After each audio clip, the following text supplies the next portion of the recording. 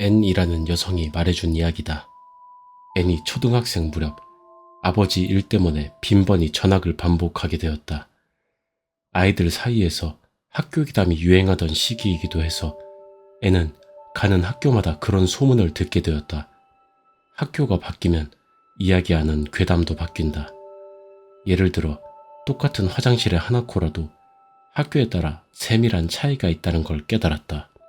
의도하지 않고서도 민속학 현장 답사를 체험하게 된 것이다.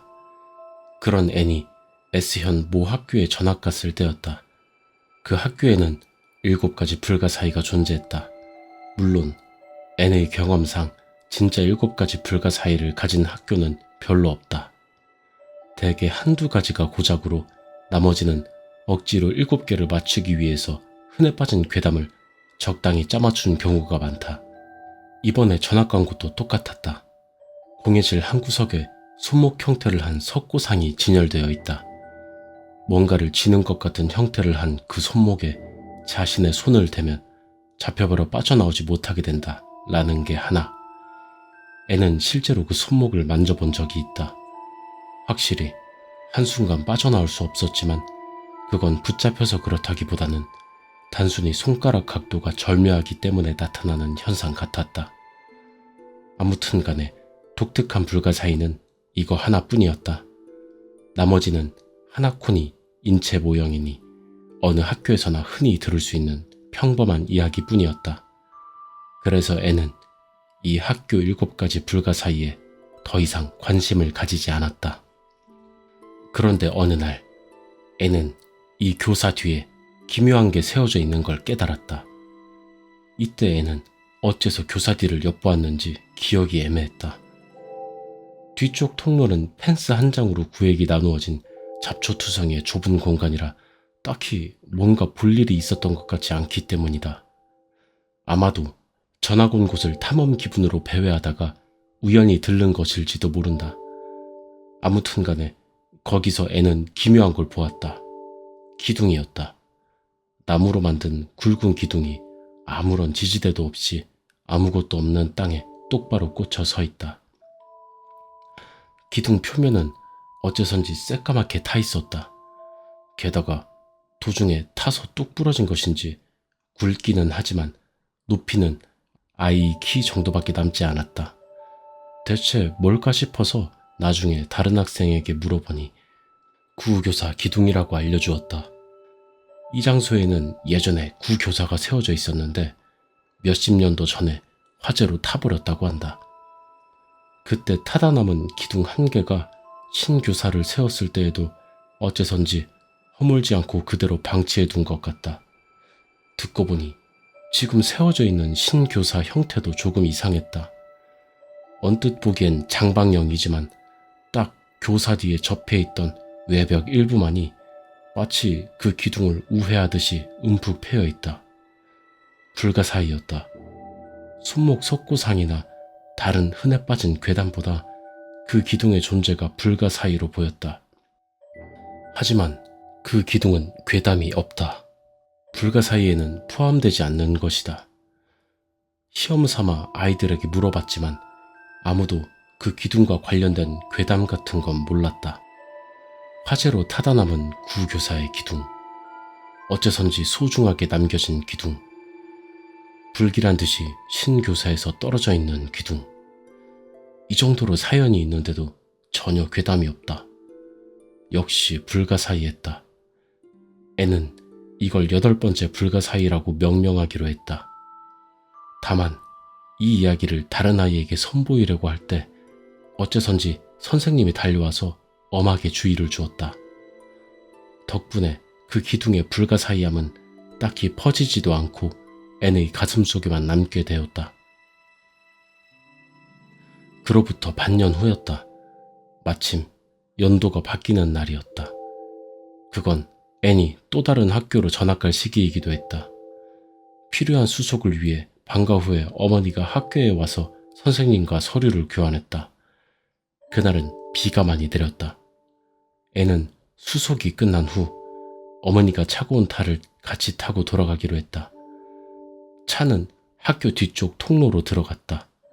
마침 교사 뒤를 지나는 길이다. 펜스 너머에 그 기둥이 보였다. 그 순간 앤의 입에서 그런 소리가 살짝 새어나왔다. 기둥이 불타고 있었다.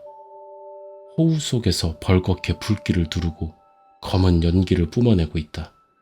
마치 예전에 난 화재를 재현하듯이. 하필 왜 비가 올 때? 그렇게 생각했을 때였다. 불길이 부풀어 올랐다. 그 불길에 휩싸여 뭔가 검은 것이 기둥 그늘에서 슥 얼굴을 내밀었다. 그게 무엇인지 잘 알 수 없다. 다만 아이 형태를 하고 있었던 것 같다. 새까맣게 탄 아이 같은 그 존재는 앤이 탄 차를 빤히 바라보았다. 어머니는 그 이변을 눈치채지 못했다. 어쩌면 앤에게만 보이는 걸지도 모른다. 이게 앤이 이 학교에서 체험한 마지막 추억이 되었다. 그 기묘한 기둥이 어째서 7가지 불가 사이에 들어가지 않는지 알 수 없다. 다만 나중에 생각해보니 짚히는 게 있었다.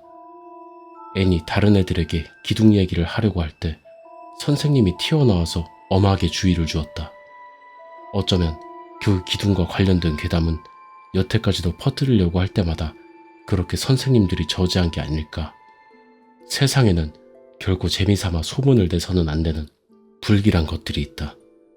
즉 그런 건지도 모른다.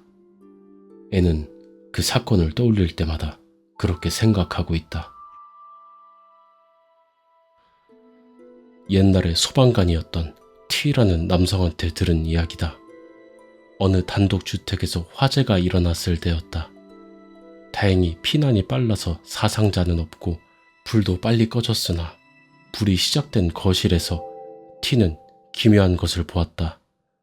손자국이다. 그슬린 것 같은 새까만 손자국. 그것이 타버린 천장에 몇 개 남아 있었다고 한다. 주민들 얘기를 들어보니 화재가 나기 전에 이런 손자국은 없었던 것 같으니까 타는 도중에 난 걸로밖에 보이지 않는다. 하지만 그 시간 집안에는 아무도 없었다. 과연 타오르는 불 속에서 손자국을 남긴 건 누구였을까? 그리고 어떻게 천장에 손자국을 남긴 걸까? 주민은 물론 소방관들도 모두 고개를 갸웃거렸다고 한다. 현재 그 집은 중고로 팔리고 있다. 초등학교 3학년 때 반에 등교 거부를 하는 타나베라는 녀석이 있었다. 타나베와 같은 반이 된 나는 집이 우연히 가깝다는 이유로 매일 프린트를 집에 갖다 주게 되었다. 타나베네 집은 내 집에서 초등학생이 걸어도 5분밖에 안 걸리는 곳에 있었다. 하지만 타나베네 집은 포장된 도로 옆에서 자갈길로 들어선 너머에 있었고 그곳은 평범하게 생활한다면 절대로 찾지 못할 것 같은 장소였다. 그 집은 2층짜리 전통 가옥으로 이쪽을 내려다보듯이 지어져 있었다. 외벽은 담쟁이 덩굴로 덮여 있어서 지금 생각해보면 관리가 거의 안 돼 있었던 것 같다. 부지로 들어가니 왠지 어둡고 축축해서 거기만 연중 겨울 같은 느낌이 들었다. 초인종을 누르니 손가락에 서늘하고 딱딱한 감촉이 전해졌다. 사람이 나올 때까지 심심했던 나는 의미도 없이 발꿈치로 땅을 파기 시작했다. 습한 흙에서 곰팡내가 풍겨서 불쾌해졌다. 평소라면 화장기 없는 타나베네 어머니가 현관문을 열고 고맙구나 라고 말할 텐데 그날은 대신에 타나베 본인이 나왔다. 타나베는 긴 소매가 축 늘어진 트레이닝복을 입고 어디를 보는 건지 알 수 없는 수수한 얼굴을 하고 있었다. 넌 타나베? 어, 오늘 어머니는? 일하러 가셔서 없어. 아, 그렇구나. 나는 타나베가 무뚝뚝하게 대답하는 것에 거리감을 느꼈다. 나도 서먹한 태도를 취하면서 그렇구나. 이 녀석 등교 거부하느라 별로 동급생과 만나지 않는구나 라고 생각했다. 같이 마리오 카트 할래? 진짜로 집에 있어? 할래. 불편했지만 어린애 나름대로 배려해준 나는 타나베의 제안을 승낙하며 집에 들어갔다. 처음 들어간 집안은 너무나도 평범해서 우리 집보다도 더 깔끔했다. 그 후로 타나베랑 마리오 카트에 열중하고 있을 때 갑자기 옆에서 비릿한 냄새가 났다. 그건 아까 맡은 흙냄새랑 비슷했다. 야, 근데 뭔 냄새 안 나냐? 나는 타나베 쪽을 바라봤다가 심장이 멎을 뻔했다. 소매를 걷어올린 타나베의 팔에는 같은 간격으로 구멍이 뚫려 있고 민달팽이가 은색 점액을 묻히면서 천천히 들락날락거리고 있었던 것이다. 그 구멍은 새까매서 들여다보아도 살이고 뭐고 보이지 않았다.